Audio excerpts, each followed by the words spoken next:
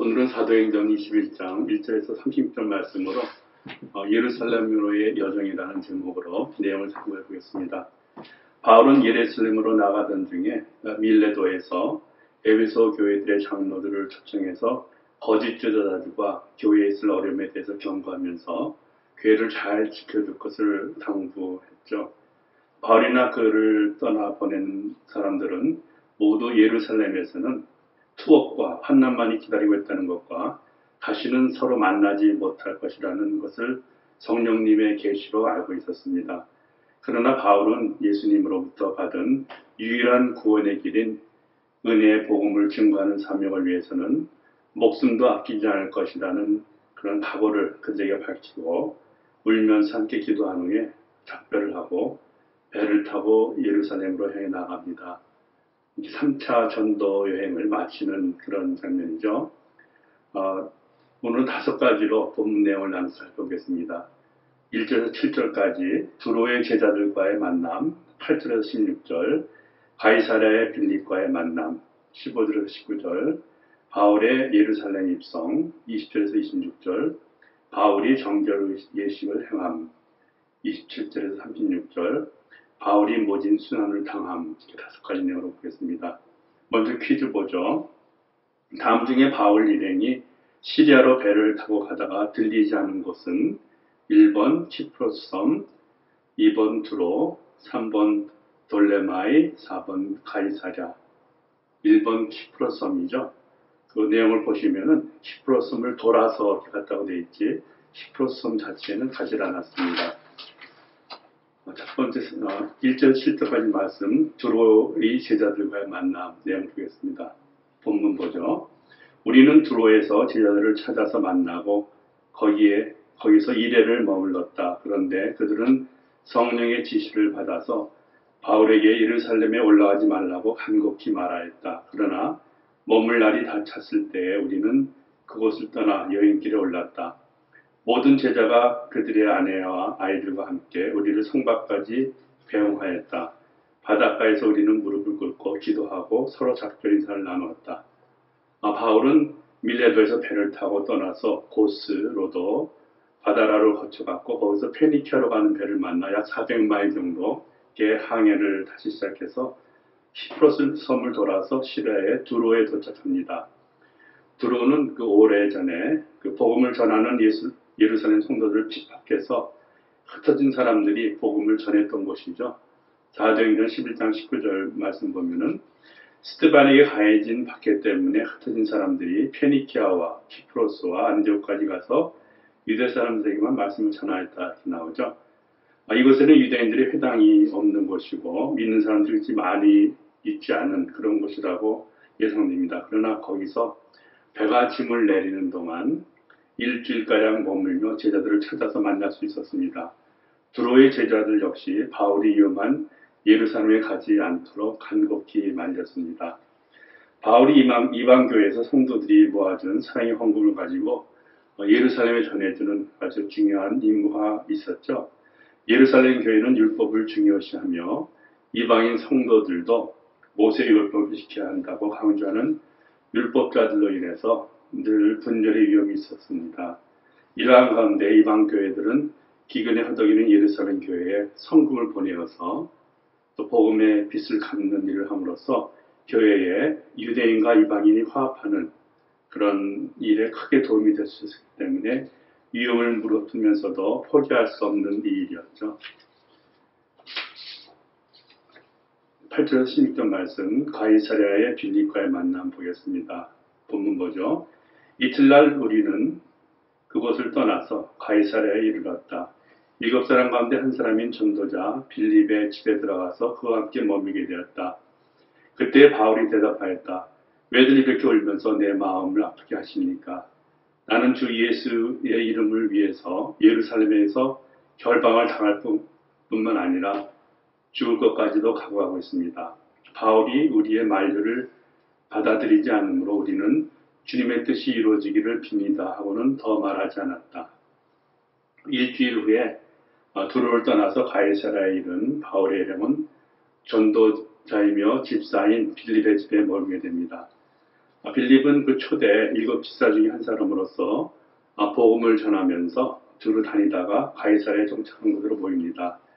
사도행전 8장 40절 말씀 보면은 그 뒤에 빌립은 아소도에 나타났다. 그는 돌아다니면서 여러 성의 복음을 전하다가 마침내 가이사랴에 이르렀다. 이렇게 나오죠. 그는 스테반이 복음을 전하다가 돌에 맞아서 순교할 당시에 바울이 어떤 역할을 했는지를 목격했던 사람입니다. 그러한 이 두 사람이 이제는 동역자가 되어서 서로에게 도움을 주고 있는 것을 보게 되죠. 일행이 빌립의 집에 여러 날 머물러 있는 동안에 아가버라는 예언자가 바울의 허리띠를 가져다가 자기의 손과 발을 묶어서 바울이 예루살렘에 가면 유대인들이 바울에게 와착 것이라는 그런 예언을 해서 일행과 함께 있던 제자들은 모두 바울에게 예루살렘을 가지 말라고 이렇게 말립니다. 하지만 바울은 이를 받아들이지 않습니다. 15절, 19절 말씀, 바울의 예루살렘 입성 본문보죠. 우리가 예루살렘에 이르니 형제들이 우리를 반가이 맞아주었다. 이틀날 바울은 우리와 함께 야고보를 찾아갔는데 장로들이 다 거기에 있었다. 바울은 그들에게 인사한 뒤에 자기의 봉사활동을 통하여 하나님께서 이방 사람들 가운데 행하신 일을 낱낱이 이야기했다. 제자들과 예언자들의 만류에도 뜻을 굽하지 않은 그런 바울이 예루살렘으로 떠나게 되자 가이사랴의 제자 몇 사람과 함께 동행하면서 그 나손이라는 제자를 소개해주고 물 곳을 안내 도와주도록 이렇게 했죠. 가이사랴에서 예루살렘까지 60마일을 거리고 걸어서 간다도 사흘을 꼬박 걸어갈 때는 그런 거리죠. 나손은 키프로스인으로서 오래전에 제자가 된 사람입니다. 바울 일행과 함께 예루살렘 교회의 지도자인 야고보를 찾아갔고 모든 장로들에게 이방인들에게 복음을 전한 사역을 보고하죠. 이는 일찍이 예루살렘 교회가 이방인들에게 복음을 전하기 위해서 바나바와 바울을 파송하기로 결정했던 일의 그런 결실이죠. 갈라디아서 2장 7절 9절 말씀 보면은 그들은 베드로에게는 할례 받은 사람에게 복음을 전하게 하시려고 사도직을 주신 분이 나에게는 할례를 받지 않은 사람에게 복음을 전하게 하시려고 사도직을 주셨다는 사실을 깨달았습니다. 그래서 기둥으로 인용받은 야고보와 게바와 요한은 하나님이 나에게 주신 은혜를 인정하고 나와 바나바에게 오른손을 내밀어서 친교 약수를 했습니다. 그렇게 하여 우리는 이방 사람에게로 가고 그들은 할례 받은 사람에게로 가기로 했습니다. 이렇게 해서 파송받는 게 나오죠. 네, 20에서 26절 바울이 정절 예식을 행한 내용 보죠. 그런데 그들이 당신을 두고 하는 말을 소문으로 듣기로는 당신이 이방 사람들 가운데서 사는 모든 유대인 사람들에게 할례도 주지 말고 유대 사람의 풍속도 지키지 말라고 하면서 모세를 배척하라고 가르친다는 것입니다. 예루살렘에서 기다리고 있는 것은 바울을 반갑게 맞이하는 교회의 지도자뿐만이 아니라 오히려 많은 유대 그리스도인들은 바울이 모세 율법과 유대의 풍습을 무시하고 이방 사람들에게 그렇게 가르친다고 오해하고 잘못된 그런 소문을 퍼뜨리고 있었습니다. 이방인들에게 복음이 전해지는 초기 이방인들에게 할례나 전례를 지킬 것인가 또한 음식을 먹는 문제 등 율법에 관한 그 일은 첫 번째 예루살렘 공의회를 통해서 정해진 일이었기 때문에 지도자들 가운데서는 문제가 없었지만은 오랜 동안 그 전통을 따라 살아온 유대인들에게는 넘어가기가 쉽지 않았던 그런 문제였습니다. 그래서 예루살렘 교회 장로들은 바울에게 그 오해를 풀어줄 한 가지 제안을 하게 됩니다. 바울은 서원한 다른 네 사람과 함께 그 정결 예식을 행한 뒤에 성전으로 들어가서 정결 기한이 차는 날짜와 예물을 바칠 날짜를 신고하게 됩니다. 27절 36절 본문 보죠. 바울이 모진 순환을 당하는 제목으로 본문 보겠습니다. 그들이 바울을 죽이려고 할 때에 온 예루살렘이 소요에 휘말렸다는 보고가 천부장에 올라갔다. 그는 곧 병사들과 백부장들을 거느리고 그 사람들에게로 달려갔다. 그들은 천부장과 군인들을 보고 바울을 때리는 것을 멈추었다. 바울은 그 유대인들의 오해를 풀어주기 위해서 정결 예식을 행하였지만 소용이 없었습니다.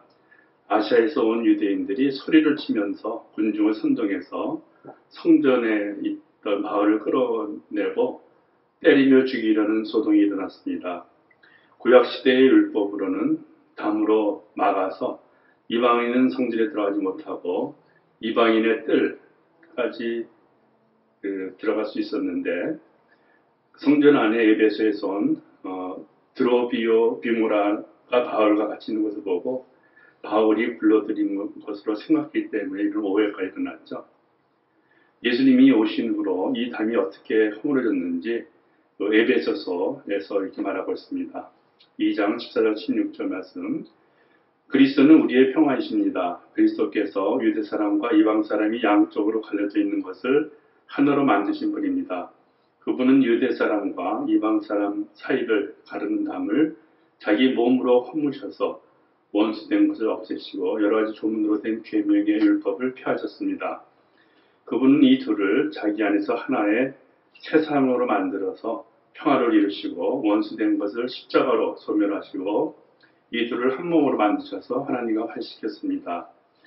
이게 온 도시가 소동의 휩싸이자 천부장이 백부장들과 병사들을 데리고 와서 바울을 쇠사슬로 결박하여 병영안으로 끌고 가려 했는데 군중들이 난폭하게 굴며 죽이려 하니까 군사들이 둘러매고 그렇게 가는 그런 장면이 나옵니다. 우리는 어떻게 할 것인가 보겠습니다.